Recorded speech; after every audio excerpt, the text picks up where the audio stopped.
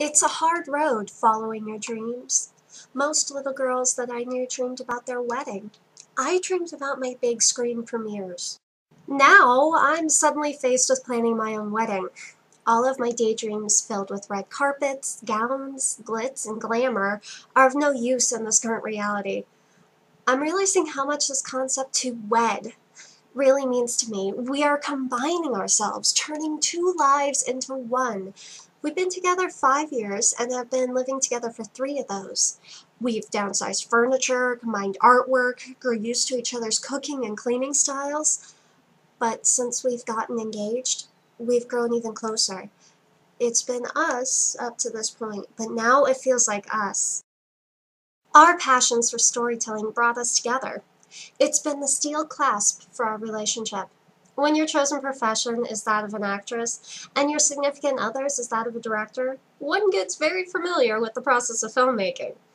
That's how we met, actually. Here's the beginning to my true Hollywood love story.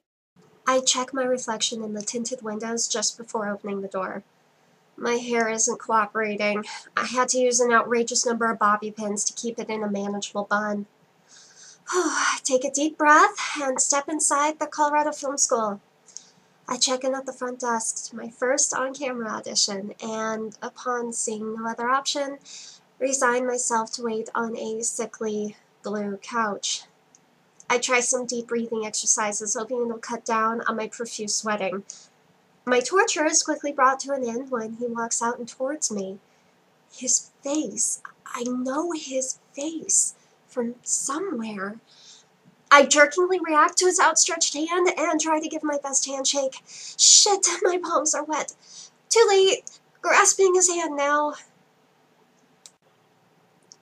Everything just quiets down. I felt him. Who he was through this minor touch. I gave my worst audition ever and made my way home knowing that it would take a miracle to get that part. The worst thing was that I was never going to see him again. The phone rings. Hello? My voice rings back tinny through my ear. Hi, is this Ariel? My breath catches in my chest. Yes? Speaking? Hi, this is Hank Braxton. You auditioned for my project a few days ago. I'd like to offer you the role.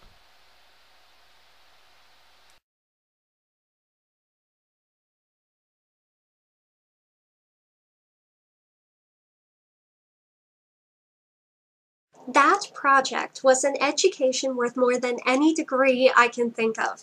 Hank was quite brilliant about it. The film, Return of the Ghostbusters, was from the beginning nothing more than a trial run. It was an unsellable fan film, which means that it was a new take on an already existing franchise. Our cast and crew didn't work on it for a grade or a chance profit. The goal was to see what we were made of. Why Ghostbusters, you ask? 2 words, proton packs. Hank had a bunch of old Halloween costumes that he got very creative with. God knows how many hours we worked on that project. It took a year and a half of weekends and holidays, quote-unquote borrowed equipment, and utilizing whatever locations we could come by, all condensed into a 90-minute movie. My heart starts beating fast again. I just hope my parents like it. I look up at the Mayan Theater's marquee in disbelief. Our movie, our tears, blood, and sweat will be shown tonight. My first movie role lay inside that building, my first performance to be captured on film. We all knew this film was a step, a stage, not a conclusion. Though the film was finished, the real work lay ahead. Hollywood was next. Hank's cat, Goober, lay on his desk menacingly flicking his tail. I'm allergic to these fuzzballs. I think they impishly know that I prefer dogs. And here I thought the biggest obstacle in my relationship with Hank was going to be dealing with my asthma and allergic reactions to his cats. I sat on the foot of his bed, waiting for him to come back in with his glass of water. The September air wafted lazily in through his apartment window. It was going to be chilly tonight. I fiddled with the necklace he gave me hanging around my neck, a slip of a silver chain clasping a locket. It was almost a year to the day since I met him. Tears crept up under my eyelashes again, just as he opened the door. He quietly sat down next to me and laid his arm around me like a cloak. I have to take this job. The words fell out of his mouth. I know you do. I want you to, but I'm scared for us, I mumbled back. A year. We've only been together a year. Do you know how few long-distance relationships last? I wanted to scream. He had gotten the phone call that morning. Hank and I and two of our friends had gone out to Hollywood in May to attend a film festival our short had gotten into. That first night, I had asked a guy at the next table to take a picture of our group. Well, we all got to talking, and he gave Hank a business card, and that was that. When Hank had just about finished Ghostbusters, he sent the guy, Neil, a copy of the trailer. All of a sudden, Hank had a job offer to work at Neil's production company. But he had to move out there right away, by the end of next month. I buried my face in his shoulder. I was so angry at myself for being selfish. I breathed in the soft wool, a hint of his cologne. This was too big of an opportunity. He had to take it. And until I was able to save up enough and move out there with him, we'd make this long-distance thing work. I hope. I grabbed the laundry basket and head towards the beckoning dryer. My neck is stuck at a grotesque angle, my ear hanging onto the phone. I know, Mom, we have to find a wedding location.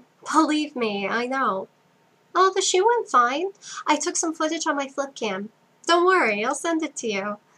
I head back upstairs and bid her a loving goodbye as I steel myself to sort our laundry. Our laundry. Wow. My husband-to-be, his socks, my socks, our cat Goober laying in the laundry basket. How romantic. My mind wanders back over the wedding locations we've been scouting. I hope we can find one that's right.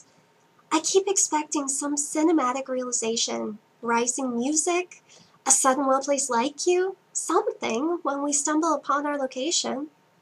Why can't planning a wedding be more like making a movie? That night, we look over the guest list. Again. Hank's hand finds its way over onto mine. What do you say we take a break from this and work on our script? He asks, already knowing the answer. Cue the music, cue the lights.